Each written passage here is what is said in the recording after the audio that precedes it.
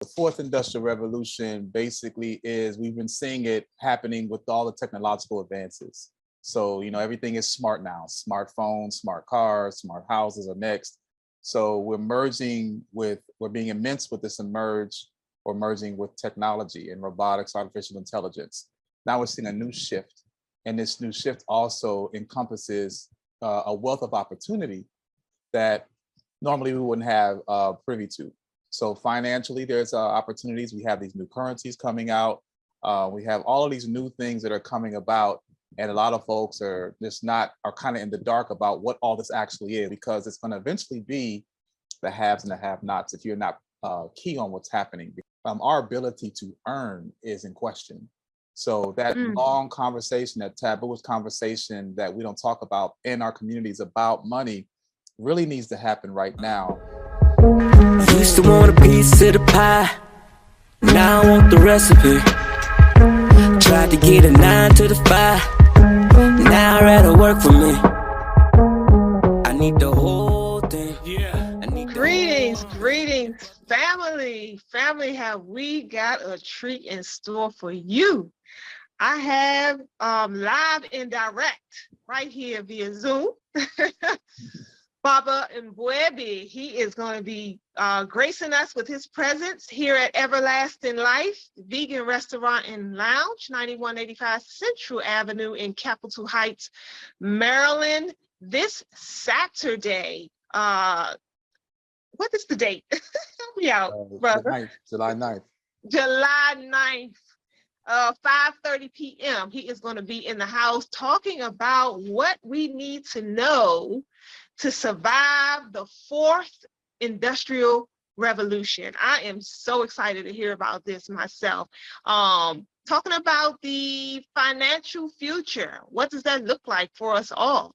So I'm so curious, brother, what can they expect? And I really want to know, can you break down briefly, what is the fourth industrial revolution? All right, so greetings and give thanks. The fourth industrial revolution basically is we've been seeing it happening with all the technological advances. So, everything is smart now. Smartphones, smart cars, smart houses are next. So we're being immense with this merging with technology and robotics, artificial intelligence. So now we're seeing, just as we had a few years ago or several decades ago, we had the third industrial revolution where we had steel and the Carnegies and the Mellons and the Rockefellers and the Fords, where they're creating the auto industry, et cetera. Now we're seeing a new shift. And this new shift also encompasses a wealth of opportunity that normally we wouldn't have privy to. So financially, there's opportunities. We have these new currencies coming out. We have all of these new things that are coming about. And a lot of folks are kind of in the dark about what all this actually is. We'll talk about the metaverse. We'll talk about, artificial intelligence, augmented reality versus virtual reality, altered universes, all these type of things that are happening now. These looks to be entertaining, but there's also opportunity for us to take advantage of to create this wealth that we're looking for, because it's going to eventually be the haves and the have-nots if you're not key on what's happening, because they're looking at us from a consumer perspective. But with all artificial intelligence coming on the scene, our ability to earn is in question. So that long conversation, that taboo conversation that we don't talk about in our communities about money really needs to happen right now. Because if we don't, as they say, if you don't really plan something for yourself, you're gonna have to accept someone else's plan, and what they have planned for you isn't too much. Wow, that sounds very interesting. Yeah, and especially like you said, this day and age, things are shifting fast. Yeah. At a rapid pace. Absolutely. And and it sounds like if we're not prepared, we're gonna be behind the 8 ball. Yeah. And so, and I don't even want to think about what that's gonna look like. And you're gonna tie all this into the financial aspect of where we're going. Yes. For us specifically, it sounds like. It's exclusively and specifically for us because we're number one, the least knowing and most deserving. And it's strategically designed that way for us to not know as much. So for me, finances, it's not so much about let's all get rich. but it's putting yourself in a position where, let's just understand this thing here, that we were not born to work for someone for 40 some odd years and you die, or then you retire, then you die. That's pretty much a wasted life. What is our purpose? And so money has gotten in the way of defining our purpose. So my goal is to teach us how to attain finances to a point where you master it, where you now own your time. If you can own your time, meaning that you can master finances, then you don't have to clock in. You don't have to worry about your boss letting you go at a moment's notice when it's a courtesy for you to give them 2 weeks notice. They can fire you on a day of, which has happened to me. So the goal is to get us to understand, if we understand finances and we master it and get money to work for us instead of us working for it, then we can begin defining our purpose, in addition to defining ways to lessen the blows of things that are coming our way. Again, with artificial intelligence, that's going to be elimination, really the nail in the coffin for the elimination of the middle class. So if there's going to be the haves and the have-nots, and we've been too far many times for generations on the have-not side. So how can we use finances to both create that sustainability and then elevate it to a point where collectively we can do some things to have some say in what happens in our future? Because far too long, all the other races are defining what our future is. And, again, they don't have really good intentions.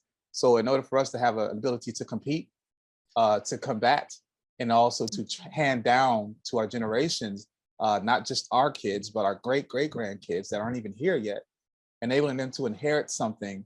I've learned some strategies, and I've been implementing those for the last 5 years, which helped me create the Crypto Woke Financial Sustainability Movement. And this is where I'm in search of 3,000 families to get us on the same page financially.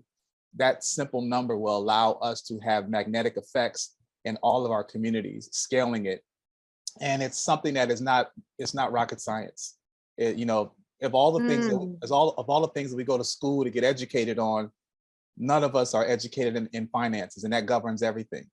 So we'll go and get as many doctorates and masters and PhDs about this skill, that in order for us to do this skill, we have to work for someone to get it. So that means if they wouldn't let us go, we got to find some other plantation to work on. Why not understand how finances work so that you won't have to find a plantation? You can build your own foundation and then incorporate some of these financial methodologies that's been shared by these primarily white families for over 300 years, that has enabled them to hand down riches to their great-great-greats and to their future. That's a play that we haven't done yet. So that's something that I'm focused on. It's giving us that ability to have some say in our future. And it starts with your finances, because at the end of the day, it's all about money. I love it. I love it. And you kind of touched on, because as you were talking, I'm wondering who, because so many of the people in our in our circles are intimidated by even the word finance, because a lot of us come from humble beginnings, and sometimes we never leave those type of humble beginnings, And so who is this lecture catered to? I mean, is my good girlfriend who been struggling for most of her life, paying paycheck to paycheck? What is she welcomed to this type of lecture? Will she gain some insight and coming and people like her? Is it catered to a certain sect of individuals with a certain type of mindset? The only specific, I would say, genre is that it's for Black people. Okay. Of all ages, be it, grade school on up to elders. The reason why is because a cycle of life, as we've been, as I mentioned earlier, been programmed to believe, is that you grow up, you get a job, you work for someone, then you retire, and then you're supposed to have this life after ever, right? But the reality is that it's not the case. We're never taught where to invest our monies. And when we do invest our monies in certain places, the returns are very minimal to none. In fact, in most cases, there are losses, 401ks, stock market, et cetera. So it's intimidating because we never had this conversation. It's taboo because no one wants to talk about how broke they are. So that's what gets passed on. So, we're afraid to have that conversation. But once we begin to speak about this thing, and my approach is I give a historical background first to let you know that this is systemically set up. It's not your fault that you're afraid to look at your credit score. It's not your fault that you don't understand how can I buy a house, or why don't I have enough money in my savings account. Although I'm working 50, 60 hours a week, sometimes I still have nothing to show for it.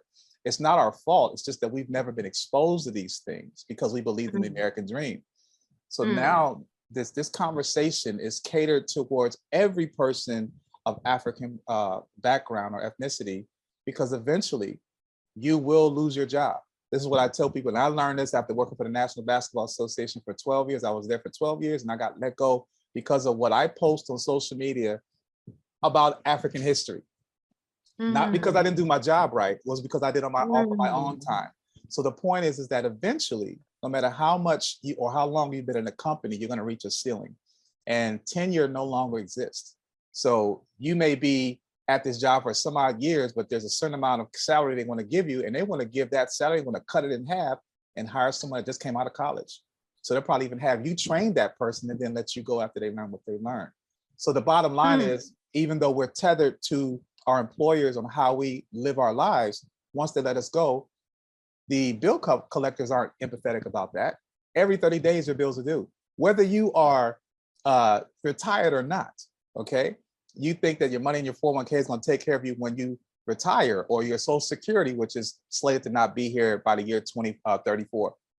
These are things that we don't face until we get there. And once we get there, we have no decision, we have no option. So we end up having to move in with family or things of that nature, or even trying to get back into the workforce at 65, 70 years old. So the point is that how can we mitigate that? And in fact, eliminate that for those elders or those that are recently retired, about to retire, and even for those children who, before they even get in the labor force, can understand the importance of credit scores and how you can use other people's money to build wealth, so that you would never have to work for someone at the age of 20, 25 if you do the thing right. That's what this is all about. These are the conversations that other ethnicities are having that we have not been privy to until now. And that's what I intend to bring to the table. Wow. Well, I'm looking forward again, Saturday, July 9th. Tomorrow.